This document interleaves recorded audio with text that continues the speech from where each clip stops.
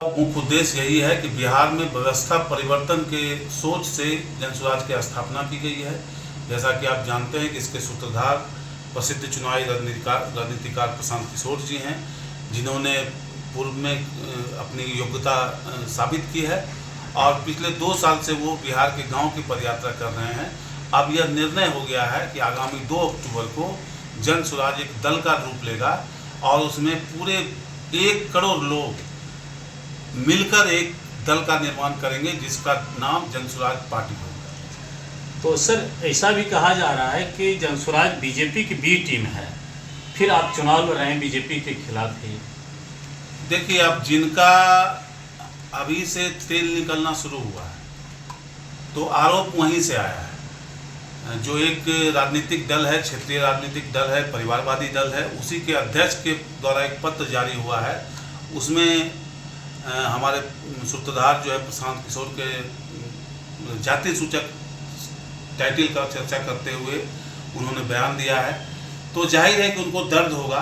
और जहां तक बी टीम बताने का सवाल है तो मैं आपको एक चीज़ बता दूं कि 2014 में मोदी के चुनाव प्रबंधन के बाद उन्होंने जितने भी दल का चुनाव प्रबंधन देखा है वो सारे के सारे भाजपा विरोधी दल हैं। चाहे वो अरविंद केजरीवाल हो, ममता बनर्जी हो, पंजाब में कांग्रेस हो, चाहे आपको बिहार में ही महागठबंधन हो। 2015 में महागठबंधन का भी चुनाव प्रबंधन उन्होंने ही देखा था और उसमें से जो है नीतीश कुमार की पुनर्जन्म हुआ था। कितना मजबूत है सर, जहां 7 सीट पर एनडीए मजबूत दिखती है?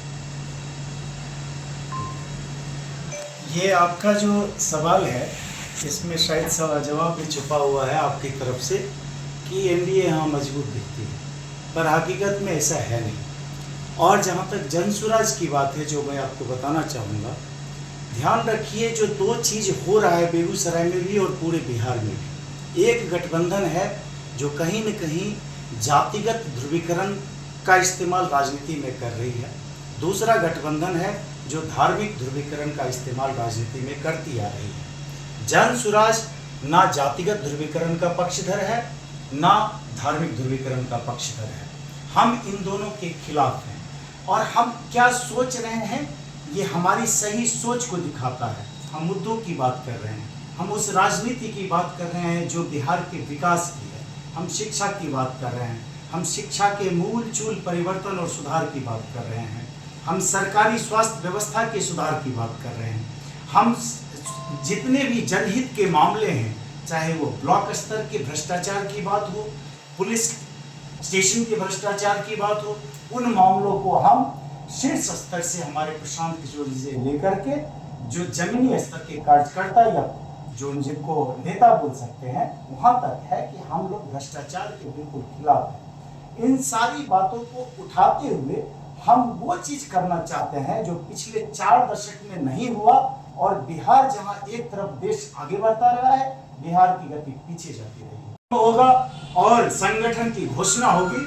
उस समय आप देखेंगे कि अनेकों लोगों को यह आश्चर्य भी होगा कि ये इतने सारे लोग जनसुराज में जुड़ चुके थे जिनके बारे में अभी तक बेगूसराय में पता नहीं था। और जब आप मजबूती की बात करते हैं तो पंचायत स्तर के जितने नेता हैं, मुखिया हो, सरपंच हो, जो पहले के पूर्व मुखिया हैं, पूर्व सरपंच हैं, और इस स्तर के जमीनी स्तर के जितने नेता हैं जो कहीं न कहीं किसी अन्य दलों में थे और वो लोग सही सोच के साथ विकास की राजनीति को करना चाहते थे परंतु सफल नहीं हो सके थे, आज वो हमारे साथ इसी बात के लिए जुड़ रहे हैं कि इतनी अच्छी सोच है। और मैं आपको दावे के साथ बता रहा हूं, अगले साल जब विधानसभा का चुनाव होगा तो हम 7 विधानसभा में न सिर्फ मजबूती से चुनाव लड़ेंगे बल्कि आपको हम ऐसा एक उम्मीदवार देंगे जो हर जगह आपको जीतता हुआ दिखेगा। सर, आप कह रहे हैं, दावा भी कर रहे हैं कि जीतता हुआ दिखेगा, लेकिन लोगों के अंदर तो शंका है, डर है कि हर एक विधानसभा चुनाव में कुछ ऐसे भी राजनीतिक दल उभरते हैं जो चुनाव तक रहते हैं लोगों के बीच। विगत चुनाव में देखा जाए आशुतोष कुमार को या फिर पुष्पम प्रिया चौधरी को, कहीं जनसुराज भी 2025 के चुनाव में तो उसी तरह नहीं उभरेंगे? बिल्कुल नहीं। आपने जिन बच्चों का नाम लिया है, मैं उन्हें नेता मानता ही नहीं हूँ, बिहार का नेता कहना तो दूर की बात है, प्रशांत किशोर जी वो रणनीतिकार हैं जिन्होंने देश में, हिंदुस्तान में मोदी को मोदी बनाया है। प्रशांत किशोर जी वो नेता हैं जो अनेकों लोगों को, चाहे दक्षिण भारत की बात हो, उत्तर भारत की बात हो, उन्होंने उनकी रणनीति बनाई और चुनाव जिताए। लेकिन बिहार में कहीं न कहीं वो जिनके साथ में चुनाव के लिए मदद करते रहे, वो अनमनी ढंग से इसलिए रहे कि वो मुद्दा ही वही है जो आपके सवाल में है कि चुनाव जीतना एक बात होती है, चुनाव जीतने के बाद जो मुद्दे होते हैं उसको कैसे इंप्लीमेंट किया जाएगा जमीनी स्तर पर, वो ज्यादा महत्वपूर्ण मुद्दा होता है। जब वायदे किए जाते हैं तो उसको पूरा किया जाना चाहिए, वरना वो जुमला कहलाता है। हम लोगों के साथ में प्रशांत किशोर जी लगातार जो जनसंवाद कर रहे हैं यही बोल रहे हैं, चुनाव तो हम जीत कर आपको 6 महीने में दिखा देंगे, लेकिन चुनाव जीतने के बाद आप लोग जो चुनाव जीतेंगे उनको विधानसभा में, संसद में पहुंच करके जनता के उस मुद्दों को कैसे इंप्लीमेंट करना है, ये ज्यादा जरूरी है। और इसको जन स्वराज अपने संविधान में भी शामिल कर रहा है। और आपको इतना गर्व होगा कि उस संविधान के निर्माण करने में जो 121 लोगों की विशाल कमेटी बनी है, उसमें अनेकों retired IAS officer, IPS officer, professors, वैज्ञानिक, इंजीनियर्स, डॉक्टर्स और ऐसे पढ़े लिखे प्रबुद्ध लोग हैं। और साथ में जो राजनेता, जो बुजुर्ग राजनेता जिनको बोलेंगे, वो सभी शामिल हैं जिनको एक लंबा राजनीति का तजुर्बा रहा है। तो हम जो उस संविधान निर्माण की बात कर रहे हैं और प्रशांत जी जो बात कर रहे हैं, उस संविधान में ये नहीं है कि चुनाव कैसे जीता जाएगा, ये तो उनकी आईपैक टीम पूरे 13 साल से करती आई। हम ये शामिल कर रहे हैं कि कैसे उन मुद्दों को जमीनी स्तर पे लाया जाए और बिहार को बदला जाए, ताकि वो बार बार बोल रहे हैं, क्या बोल रहे हैं, वो बोल रहे हैं आप ये आखिरी पीढ़ी देख रहे हैं जो बिहार से बच्चों को पलायन करता हुआ देख रहा है। 5 साल के अंदर आप इसी बिहार में गुजरात से, पंजाब से, राजस्थान से, चंडीगढ़ से, दिल्ली से और कहीं अन्य राज्यों से, विकसित राज्यों से लोगों को यहाँ पे रोजगार के लिए आते हुए देखेंगे। हमारे बच्चों का जो शिक्षा के नाम पे पलायन हो रहा है वो रोक के दिखाएंगे। कैसे? जीते हुए जो सदस्य होंगे वो विधानसभा में जब पहुंचेंगे तो उनके लिए संविधान में ऐसी सारी बातें लिखी जा रही हैं कि कोई भी ये जुमले तक ना रहे, उसको जमीनी स्तर पे इंप्लीमेंट हैं। सर आगे विधानसभा चुनाव है, जन स्वराज का स्वरूप बहुत ही सुंदर है और इनका विजन जो है, जो साथी इनके विजन को देखें, सारे लोग प्रशांत किशोर जी पर विश्वास करके इससे जुड़ते जा रहे हैं और लोगों को जोड़ने का भी प्रयास करते जा रहे हैं।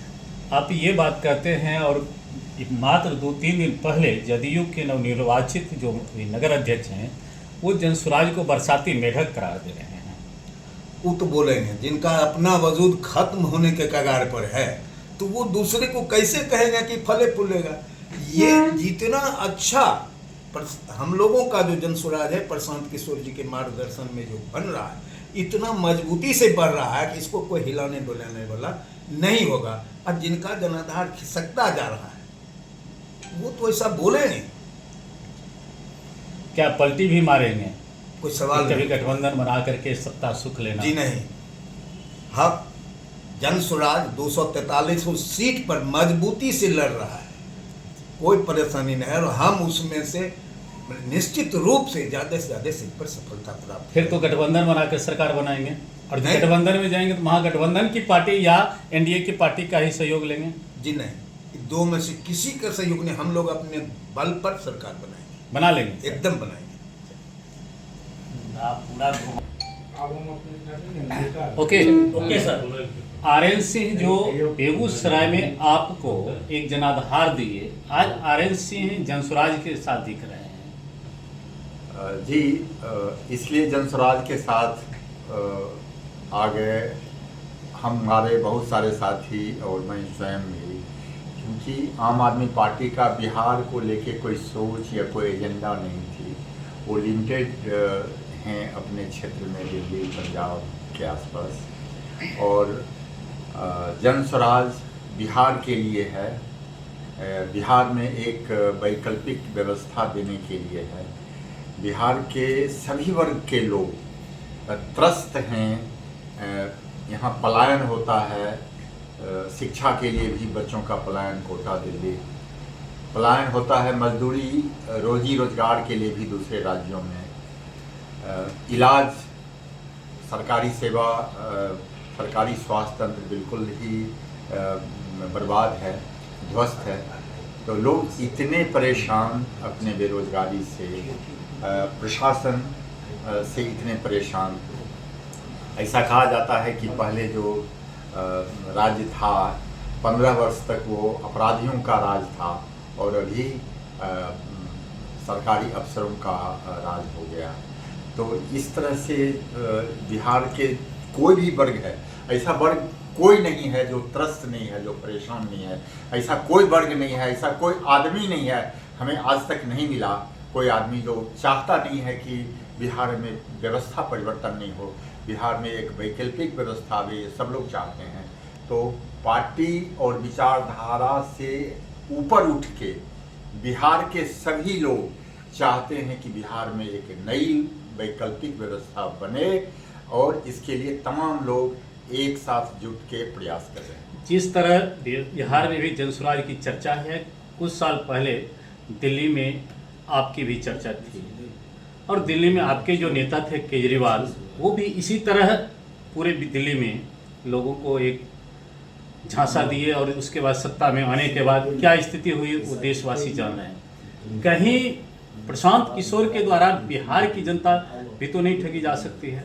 आपका प्रश्न बिल्कुल माकूल है, लेकिन आम आदमी पार्टी आंदोलन से निकली थी। आंदोलन के बाद सत्ता का क्या स्वरूप होगा वो तय नहीं होता है। अक्सर ऐसा ही होता है कि आंदोलन से पार्टी निकल के और फिर वो एक तरह से पार्टी ऐसी बन जाती है जो जनता के हित में काम नहीं कर पाती है। जनस्वराज एक मुहिम है, जनस्वराज पार्टी नहीं है।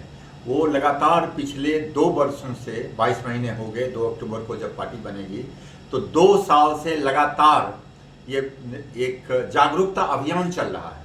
जनस्वराज पहले लोगों को जागरूक कर रही है कि उनके गरीबी का क्या कारण है, उनके बदहाली का क्या कारण है, उनके बच्चों को शिक्षा क्यों नहीं मिल पाती है, उनके पिता और पति क्यों चले जाते हैं बाहर रोजी रोजगार के लिए, और इसको कैसे हम लोग ठीक कर सकते हैं, इसका समाधान क्या है। तो 2 वर्षों तक ये मुहिम चलाने के बाद 2 अक्टूबर 2024 को पार्टी का निर्माण होगा।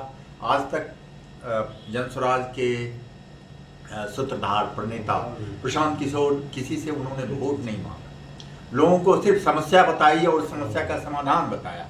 लोग स्वयं इस व्यवस्था के बदलाव के लिए आगे आ रहे हैं, सभी लोग, प्रबुद्ध से लेके गांव की जनता तक। लेकिन लोगों में सर डर इस बात की भी है कि बिहार में भी जो सत्ता में अभी हैं, जदयू के भी वो रणनीतिकार रह चुके थे प्रशांत किशोर, और प्रशांत किशोर का ही देन है 7 निश्चय योजना।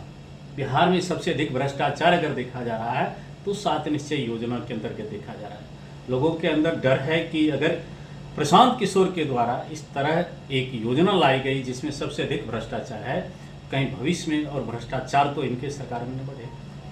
नीतीश कुमार के शुरुआती दौर के इतिहास को जब आप देखेंगे, उन्होंने अच्छा काम किया। उन्होंने जो वायदे किए थे बिजली के, सड़क के, उन्होंने पूरे किए। लेकिन बाद के दिनों में नीतीश कुमार की व्यवस्था, प्रशासन पर से उनकी पकड़ बिल्कुल ढीली पड़ गई और बिहार भ्रष्टाचारियों का राज हो गया। तो प्रशांत किशोर उस समय उनके साथ थे निश्चित रूप से, लेकिन जब प्रशांत किशोर को लगा कि नहीं ये गलत दिशा में जा रहे हैं, जेडीयू या जिनको उन्होंने बनाया, जिनके सहायता से, जिनके प्रबंधन से जेडीयू और या महागठबंधन शासन व्यवस्था में आई, वो गलत दिशा में जा रही है, तो इन्होंने किनारा कर लिया वहाँ से और देखा, हर किसी को देखा, कांग्रेस को भी देखा और इन्होंने कोशिश की